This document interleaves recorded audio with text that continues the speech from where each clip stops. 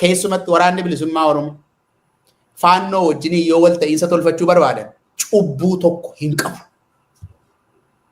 Baga gammaddaniin jedhaan jalqaba dhufe.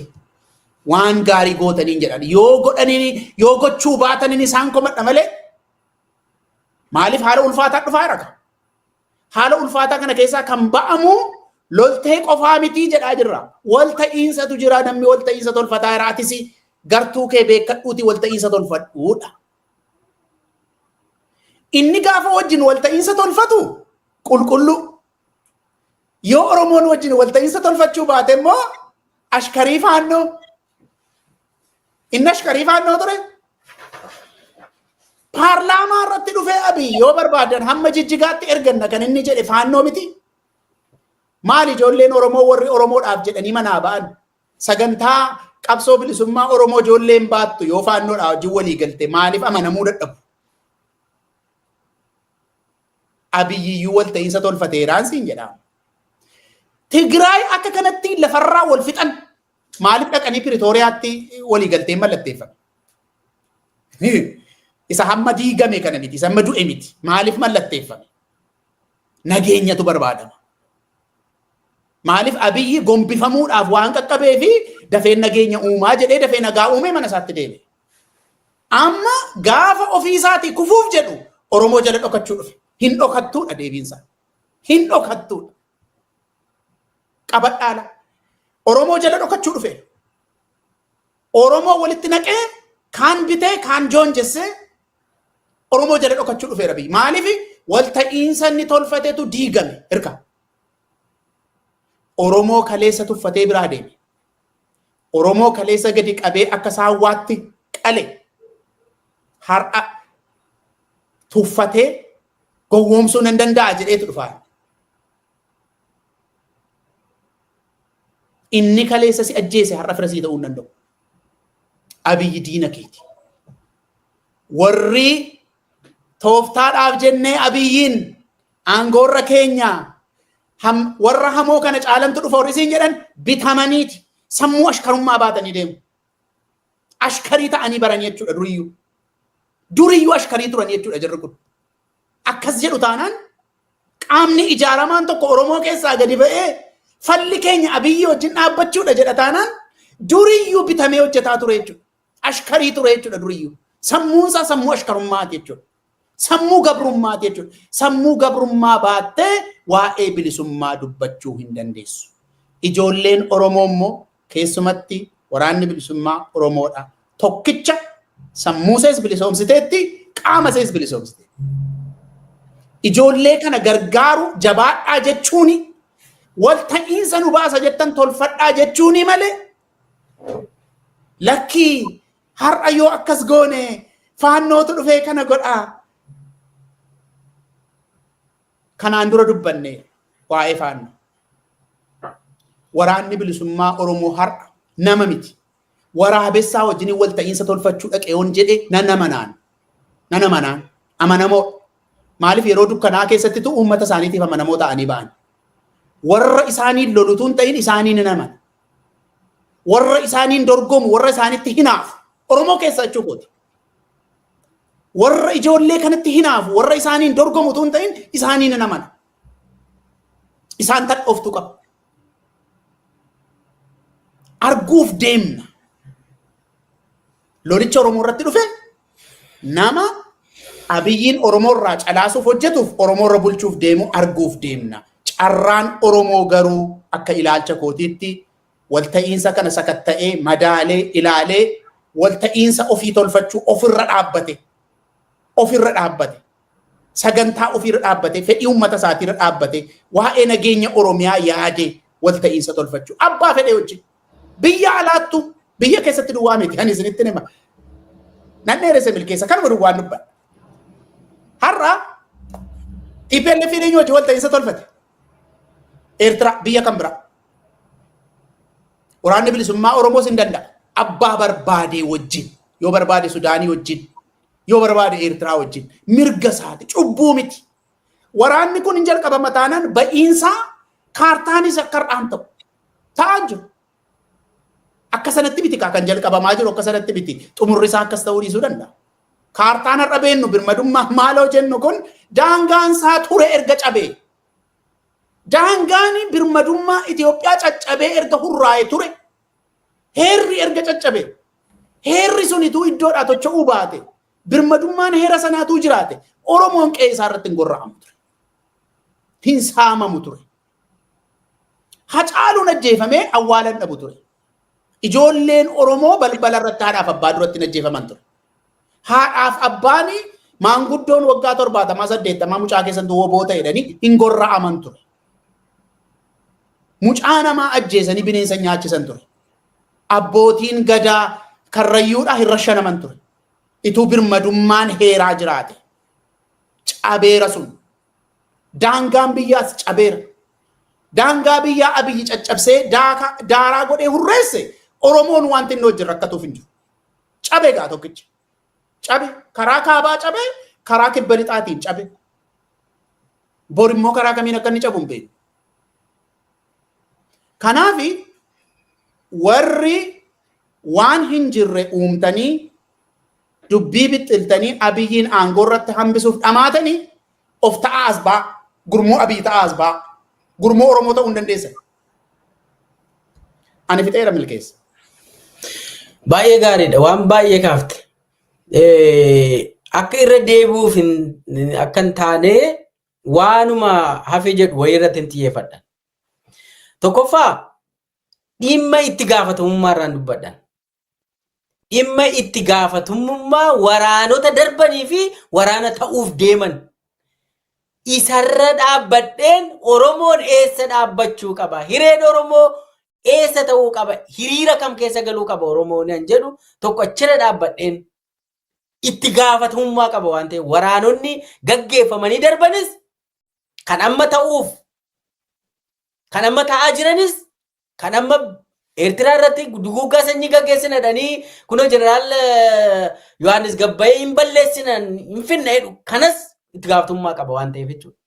Isarra dhaabbadheen maaltu Oromoo baasaan jedhu irraa dubbadha. Isa dura garuu Oromoon gaafa hiriirri walta'iinsaa adda addaa humni guddaan hiriira ijaarratu kana keessatti hiriira ofii hiriira naa ta'a ta'u eessatu naa ta'a sana dantaa isaarra dhaabbatee tokkuma sila dubbatamu. Interestii isaa adda baafateetu maali interestiin koo jettee ilaaltee interestii keessan faana kan deemu faana dhaabbata. Har'a Oromoon baduudhaa jira bara. Eenyu balleessaa jira? Humna kaabaa balleessaa jira. Abiyyi balleessaa jira bara. Har'a Oromoon utuu waa'ee kaabaa dhumatee bara Oromoo maaltu jira mana keessa? Beelli fite, Abiyyi rashanee fite. Maaltu hafe mee natti himaa? Oromoo ka fixee ka balleesse mee sirna kamtu haga Abiyyi Oromoo cabse Oromoo balleesse hin jiru seenaa keessatti. Hin dhageenye, hin baranne, hin barsiifne waan kana. Bara Minilikii kaasee san duras duuba deebinee yoo laalle haga Abiyyi nu balleesse, nu ajjeese, nu buqqise, nu gube, nu qale eenyuyyuu nu qalle. Eenyuyyuu nu qalle. Ka Abiyyi caalu hin dhufu. Kana naa qabadhaa. Ka Abiyyi caalu hin dhufu. Maal Abiyyi isa kamidhaa Abiyyi naa wayyetta? Maalati? Utuun achi iyyuu hin dhufatee hin dhufiinuu Abiyyi si fixeera, si balleesseera. Maal kee jira? Maal isaa jira Oromoon? Qee maal qaba Oromoon gubatee hoo dhumee hoo?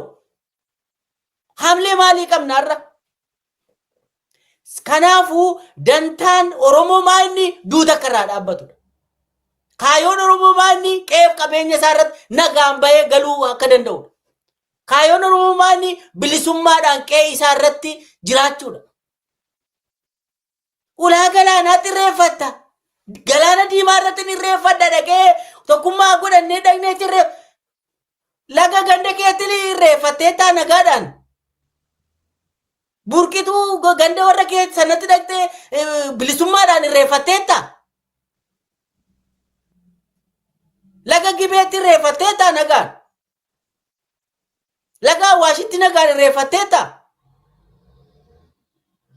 Bishooftuutti nagaadhaan bilisummaadhaan dhaqee irreeffatteetta. Galaana Diimaa maal jettaa gabbaate? Gaaffiin Oromoo kana.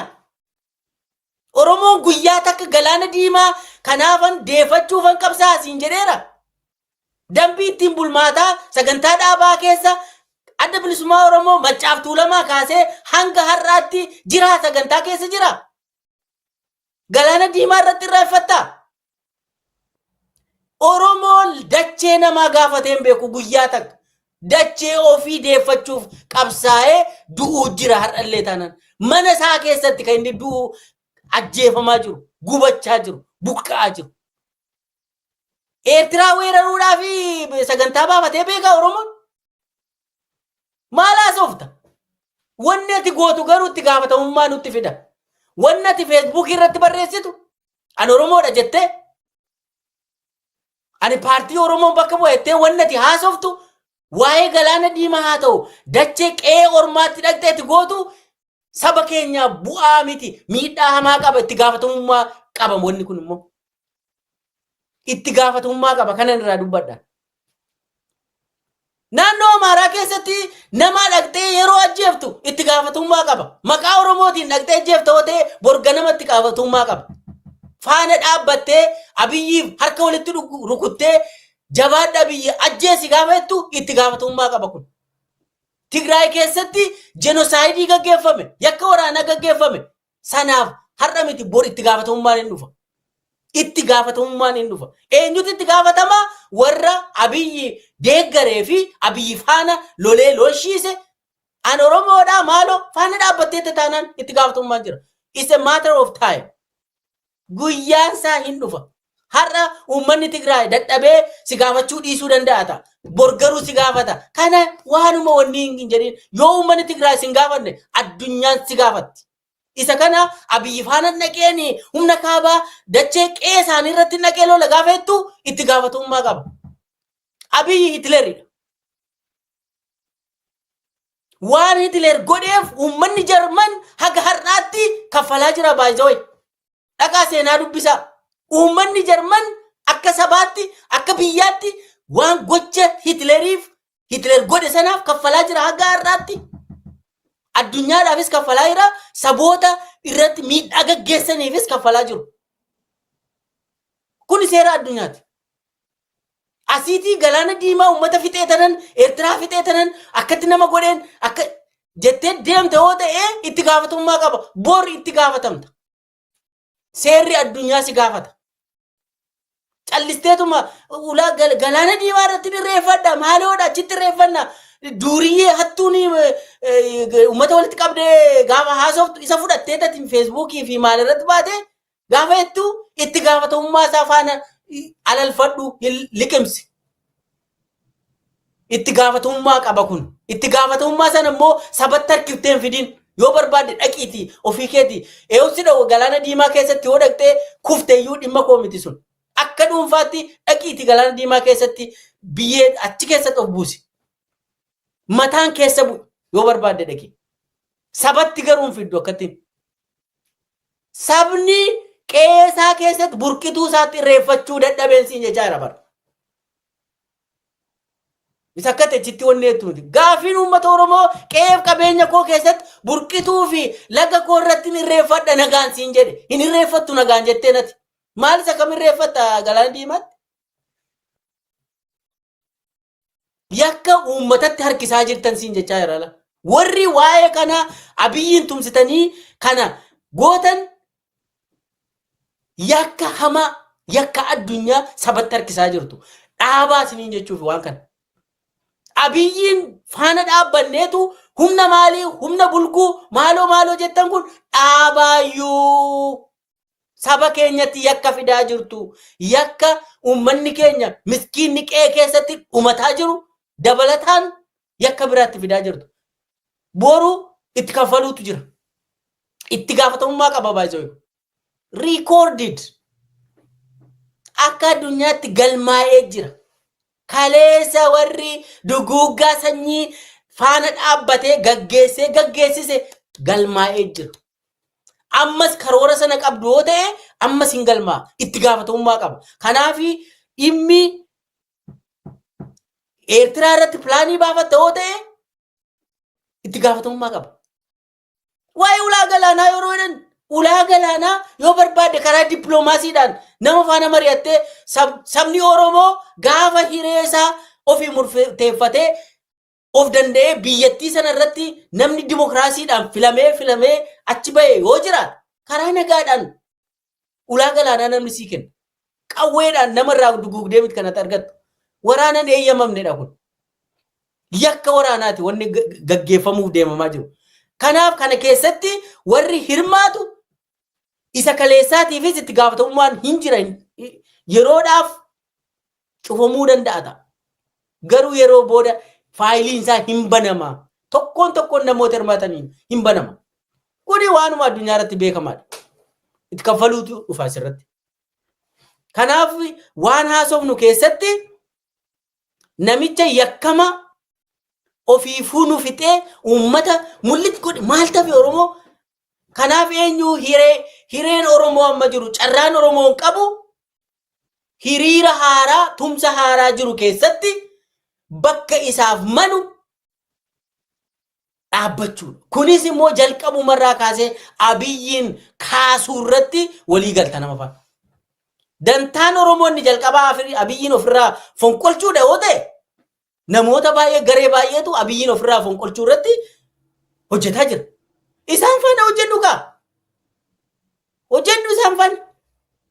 Warri Abiyyiin wal mormu Abiyyi yakki Abiyyiin irratti godhe hin dubbatamu.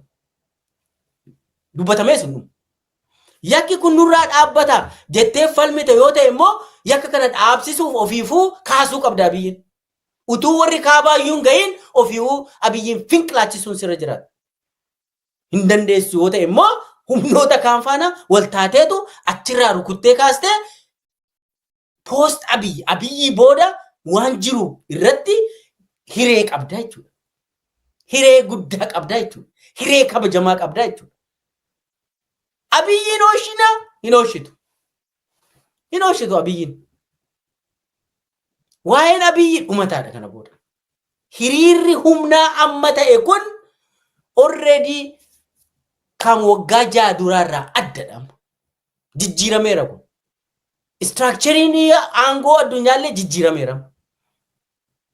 Kanaaf wanni ati gootee miileenaan dhaabbattee fi Abiyyiin seevii gochuu dandeessu hin jiraatu kana booda. Wanni jiraatu maal ree?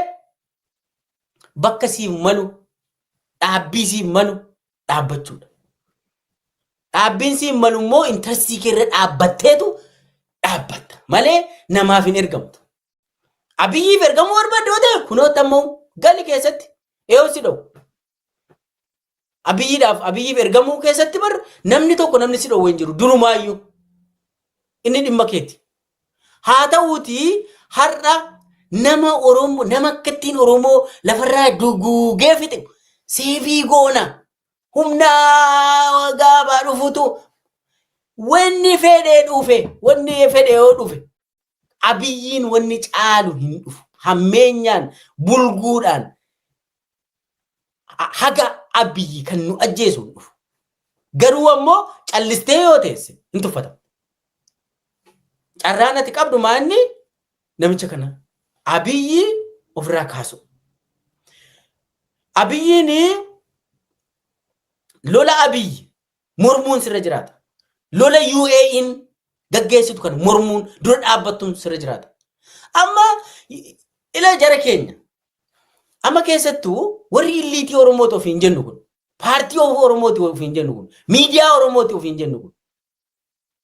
Yeroo biraatti deebina. Gaafa Abiyyi Oromoo ajjeesus irraa dubban. Gaafa Abiyyi warra biraa ajjeesus irraa dubbachuun nurra jiraata. Irraa dubbachuun mormuu sirra jiraata. Waan kana hunda ergama kana fudhatee Abiyyi ergamtuun UAE yeroo inni waan kana godhu dura dhaabbachuu sirra jiraata. Mormuu sirra jiraata. mormitee yoo dandeesse kaasii yoo dadhabde immoo warra danda'u faana hiriirteet humna qabdu keessoo keessa tokkummaa keessa cimsatteetudha hiree Oromoo dantaa Oromoo teettee kan itti amantu sana galmaan gaachuudha. Har'a Oromoon tokkummaa isaa biyyi akka hin taanetti cabsee sila dubbatameera. Jalqabaa kaasee waggaa 6 guutuu Oromoo waraanaan dha'ee har'a saarraa kana bara Oromoo keessatti Oromiyaa keessa waraana guddaa gaggeeffamaa jira bara. Biddeena miti kan inni siilaataa jiru bara Abiy. Qawweedhaan xiyyitii siilaataa jira bara. Gandi Oromiyaa keessa dhukaasni hin jiru warra. Maala biyyiin deeggarta. Jalqaba ganda Oromiyaa keessa waraana yoo dandeesse dhaabsisi jalqaba. Mo'adhuu baasechi keessa. Abiyyiin ofirraa dhaabe ofirraa kaase. Nagaa waaraa kan inni biyya sanaa dhufu gaafa Abiyyi ka'e qofadha. Oromoodhaafis nagaan kabajni kan inni dhufu gaafa Abiyyiin ofirraa kaaste qofadha. Abiyyiin ofirratti baatteetu nagaa warri kaan immoo si na ajjeesu isumti kun na ajjeesu jetta. Innumti kun na beeleessu jetta. Maalati sammuun qabdu? Tokko immoo maal jedha? Bakka Abiyyumti akka fedhetti nu beelessee nu ajjeesu jedha gadi ba'e. Nama sammuu hin qabne. Nama waa yaaduu hin dandeenye. Maalati hiree kee murteeffattu? Kanaaf dubbiin kun dubbii salphaa miti. Jalqabumarraa kaasee utuu jarri iddoo biraati asin gayinuu Abiyyuu si fixee ela shanashane utuu mee haa jennu waraanni kaabaa kun hin jiru haa jennu. Abiy si dhiisa. Mee waraanni kaabaa waraanni guddaan kun hin ka'uu haa jennu mee. Abiyyi qoricha sii kenneetu nama nagaadhaati kabajeedhee si fayyisa. Abiyyi si balleessa si balleessuuf murteesseet waggaa 6 guutuu waraanaan si tumaa jira si gade. Eenyummaa kee dhaabi Oromoo mitatti siin jedhee jechuudha. Waraanni lafa hundatti namni gubatee nama fannisanii nama ajjeesanii bineensa laatanii nama waan namni hin taane hin jiru kana yeroo baay'ee irraa dubbanneera waan ta'eef irra deddeebi'ee kaasuu yoo ta'e malee hin barbaachisu. Amma walumaa galatti waa laman jedha. Tokkoffaa humna kaabaa bulguu jedhamu kun humna bulguu miti. Abiyyi bulguu nan jedhu naasa. Diinni Oromoo Abiyyi. Ka buqqa'uu qabu Abiyyi. Oromoon eenyu faana dhaabbachuu qaba? Sabaaf sablammii faana dhaabbachuu qaba. Bakka bu'oonni Oromoo immoo ka akka woboofaa bakka bu'oota sabaaf sablammii faana tokkummaa yoo ijaarratan suni dirqama isaaniitiin jedhan. Oromoon kana booda fira baay'ifachuu malee diina ofitti baasuu qabu. Abiyyi diina baay'ee sii godheera. Diina kanaa walakkammaa eessa naqxa? Somaaliyaa keessatti waan Abiyyi dhaqee Somaalee laandiidhaa godhee san booda Oromoo achitti waan irra ga'e hin beeknu. Dhiyeenya kana waan Jibuutii keessatti ijoollee Oromoo ta'aa jiru argaan jirru. Lafa hundatti Oromoo jibbisiise Oromoon kana booda carraan inni qabu fira baay'ifachuudha. Bakka bu'oonni Oromoo immoo namoota Abiyyiin kaasuudhaaf deeman faana dhaabbatee waliigalee hireesaa intarastii isaa irratti waliigalee tumsa sana keessa galuun dirqamatti ta'a. Fira baay'isuun nurra jiraata kana booda. Kanaafuu gara dhumaarra wanni nani jedhu namoonni hundi fakkeenyaaf amma sirbitoonni Oromoo yoo dandeesse Abiyyi mormii sirbi. Yoo dadhabde immoo waraanni Oromoo irraa dhaabbatu sirbi. Waraana kaasuudhaaf hin sirbin. Waraana Abiyyi deeggaruuf hin sirbin. Yoo dandeesse Abiyyiin nugaa jedhiititti sirbi. Yoo dadhabde immoo waraana dhaabuu hin dandeenyu Abiyyi jedhiitii sirbi.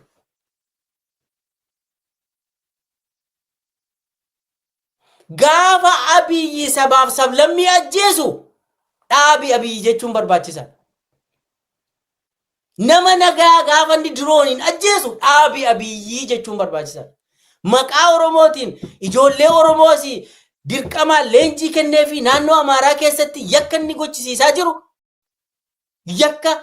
yakka waraanaati. Kana Oromoo bakka bu'u namichi kun jettee dubbachuun sirra jiraata. Inni paartii Oromoo ta'us kana irratti dubbachuun barbaachisaadha. Dachee Oromiyaa keessatti waan ta'u irratti dubbachuun sirriidha. Kabiraallee maqaa Oromoo qabatee ka deemee nama ajjeesu deeggaruun yakka ofitti fiduudha.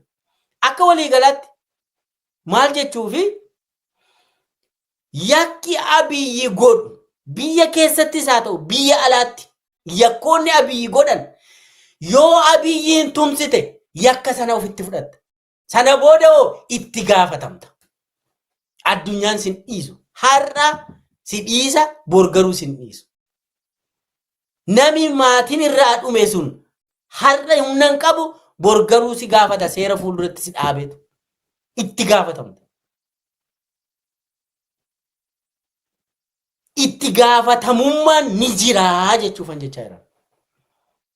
Kanaaf Oromoon nami ani Oromoon bakka bu'aa yookaan Oromoodhaan dubbadha jedhus hiriira amma akka haaraatti ijaaramaa jiru keessa bakka isaaf malu dantaa isaarra dhaabbatee kaayoo bilisummaa qabsoo Oromoorra dhaabbatee hiriira kana keessa of gashuudhaan Abiyyiin kaasuu irratti cimuun barbaachisaadha. Waan barbaachisu hunda amma yoo ilaa jara keenya Abiyyi mee haa jennu gaafa Tigraayin dhaqe utuu Tigraayin mo'atee barbadeessee jiraate leelaaw gabsinoonuu jedhanii turan. Abiyyi faan garuu Tigraay waan hin mo'amneefi nuti gabsii ta'uu dadhabne jechuudha Oromoodhaaf. Haa ta'u garuu waraanni nurraan dhaabban ammallee waraanni gaggeeffamaa jira. Abiyyiin Oromoo irratti gaggeeffamaa jira. Kanaaf yoo Abiyyiin tumsite itti gaafatamummaa sitti dhufaa. Itti gaafatamummaa Abiyyi gocha yakka waraanaa yakka duguuggaa sanyii rikoordii akka addunyaatti ta'etu jira. Isaafi mbaatta hin kafalta jechuudha. Abiyyiin Oromootti hin fidiin Oromootti hin maxxansiin baasachirra. Of danda'ii tokkummaa kee cimsadhu keessoo kee Oromoodhaa qabsoo ta'e waraana bilisummaa Oromoo faana dhaabbadhu. Kanuma dubbiin jiru. Oromoodhaa qabsoo ta'e dantaa Oromoo keessa inni jalqaba du'a Oromoo irraa dhaabuudha. Sun immoo Abiyyiin kaasu. Namoonni Abiyyiin kaasan hundi isaanii waliin tumsa godhachuu dandeessaati. Kuni siyaasa ABCD siyaasaati. ABCD siyaasaati. Namoonni jalqaba kana gidiraan Oromoo irraa haa dhaabatu jettee dubbatta yoo ta'e qeef qabeenyi Oromoo gubachuun haa dhaabbatu jettee yoo ta'e namoonni Abiyyiin kaasuu barbaadan immoo jiru mandara kee keessa yoo ta'e jara faana iddirii dhuguu dandeessa jettee. Afoosha yeroos haa ta'u afoosha gaariis haa ta'u yoo dhaqxee waliin dhaabbatte maaliifi du'a walirraa dhaabuudhaaf kaafu. Kuni bari waan guddaa waan kitaaba 20 si dubbisiisu peejii tokko hin taane ABCD politiksiiti bara. Bakka kanaafuu wanni amma asiifachiin bulguu kaabaa wannoo ta'e maaloo dhadhamee Abiyyi ittiin diraamaa hojjetee nama burjaajessee iskaamii godhaa jiru bar nama baay'ee argaan jira bar. Abiyyi iskaamerii tokkoffaadha bar. Feek niwusii dhuma gadhiisaniitu nama baay'eetu butameetu nama hedduun butamaniitu galaana diimaatti wal agarra waliin jedhamu. Dhuunfaa keetii hin dhaqi galaana diimaa. Oromoon garuu waa'ee kanaa miti. Oromoon galaana isaa qaba qe'ee keessa. Galaana isaa sana irrattidha kan inni kabajamuu barbaadu. Jalqaba. Simiti kan immoo waa'ee ulaa galaanaatti himu. Kanaaf yoo dandeesse gara Oromootti deebi'i. Qabsoo bilisummaa Oromoof dhaabbadhu. Abiyyi sin dhiisu yoomiyyuu taanaan. Abiyyi Oromoo irraa waan bu'u miti. Haga Oromiyaa diigee lafa ishii gurguratee hunda ishee amma balleessutti hin dhaabbatu Abiyyi. Sana immoo nu agarsiisaa jira. Practically. Kanaaf diinni lakkoofsa tokkoffaa yoo akkatti goona tarreessina yoo ta'e tokkoffaa irra hin jiru, lammaffaa irra hin jiru, sadaffaa irra hin jiru Abiyyi Ahmad. Kanaaf gareen Abiyyiin buqqisuuf hojjetu hoo jiraate barbaadi baatiriidhaan. Barbaadiiti eessatti dhukaasaa jirta Abiyyi. Waan faana dhaabbadhu. Faana dhaabbadhu. Isa si baasa. Warri kaleessa gaafa Abiyyi jenosaayidii Tigraay irratti gaggeessu wanni kun Oromoo bakka hin bu'u jedhee uummata dhumaa jiru dubbate jar isaan kun wulataa sii oolanii Oromoo. Wulataa sii oolanii bar. Oromoon waraana Tigraay keessatti Abiyyi bane yakka waraanaa gaggeesse Oromoon hin hirmaanne jedhamee akka uummataatti hagas mara liistii addunyaan baase keessa maqaan uummata Oromoo hin jiru. Maqaan waraana bilisummaa Oromoos hin jiru. Riikoordii dhaqaa laalaa abbaan barbaadan UN websaayitii isaa keessa laalaa jenosaayidii yoo xiqqaate war crimes against humanity fi ethnic cleansing jedhamee taa'e keessatti maqaan Oromoon gal maqaa Abiyyi jira fi waraana isaa jira. Gaafa sana warri waraanni sun sirrii miti jedhee Oromoon gaaf sana Oromoo bakka bu'ee hayyoonni Oromoo waraanni bilisummaa Oromoo gaaf sana TDF faana dhaabbatee dubbate maqaan isaa yakka keessatti hin barreeffamne. Dhaqii ilaali. Itti gaafatamummaa addunyaa keessaa irratti karoorri hin baafatamne ittiin gaafatamtu hin goone waan ta'eef hin deeggarres waan ta'eef hamma dandeessu immoo mormiteetta waan ta'eef har'as waraana Abiyyi karoorfatu biyya keessattis haa ta'u biyya alaattis waraana Abiyyi karoorfatu mormuu sirra jiraafan kana jechaa jiran practically waan agarreefidha. Isarra darbee immoo Abiyyiin booda wanni dhufu itti gaafatamummaa bal'aatu dhufu. Isa yoo Abiyyi faana kabaduu barbaadutu Abiyyiin seef gochuudhaaf Abiyyi faana qirqirfata. Yoo kana ta'e itti gaafatamummaatu sitti dhufa. Hin nyaatamta. Garuu carraa immoo qabdaam. Carraa guddaan ati qabdu maa inni? Keessoo keetiin Oromoodhaaf warri qabsooftu isuma dhugaa karoora bilisummaa Oromoof qabda yoo ta'e birmadummaa Oromoof qabda yoo ta'e dimokiraasii biyya Itoophiyaatti fiduudhaaf fedhii fi mul'ata qabda yoo ta'e sagantaa qabda yoo ta'e sabaaf sablammii faana hojjechuu sirra jiraata. Abiyyi faana miti kanatti hojjettu. Sabaaf sablammii faana hojjettu. Yoo hin hojjedhu mana teesses rakkoodha. Abiyyi yoo deeggartes rakkoodha. Falli jiru Abiyyiin kaasuudhaaf ifatti sabaaf sablammii faana hojjechuutu nurra jira akka Oromootti akka sabaatti Abiyyi faana hojjechuu nurra hin jiraatu. Cubbuu Abiyyi ofitti hin fidiin Oromoo. Guyyaa kana nuu qabadha. Cubbuu Abiyyi ofitti hin fidiin. Abiyyi cubbamaa guddaa gaanfa Afrikaati. Biyyoota kaantu ergatan. Namni kun yakka baay'ee hojjeteera. Addunyaatu qabatee jira yakka isaa. Namicha kana xurii fi yakka isaa cubbuu isaa ofitti hin fidiin Oromoo. Kana beekadhu. Kan sitti inee dubbataa jiruuf cubbuu guddaadha waan ta'eef. Boru nama balleessa wanni isaa waan ta'eef. Itti gaafatamummaa qaba waan ta'eef.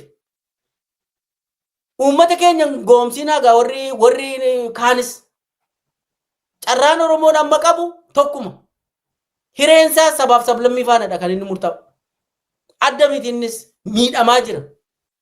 Kanaaf hiriira humnaa fi tumsa haaraa ijaaramaa jiru keessatti uummanni Oromoo akka uummataatti sabaaf sablammii faana wal ta'ee warri Oromoo bakka bu'anii qabsoo gaggeessan